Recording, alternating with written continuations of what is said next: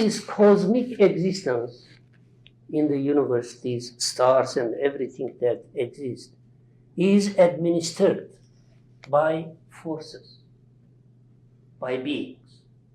Like a great factory, you have the chief and then subordinates and laborers and everything, organized labor.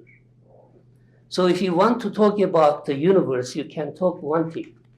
It's an organized architectural plan that every entity, every being in that plan does its own job.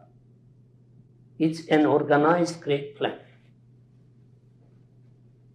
For example, you have the cosmic energies that are called great angels. Then many other greats about which we are going to talk. They supervise the galaxies.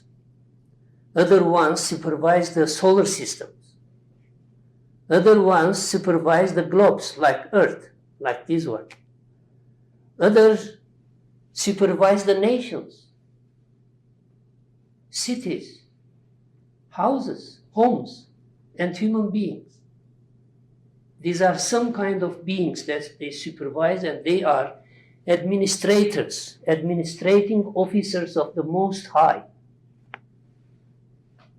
And mostly they don't have their willpower. They don't have free will.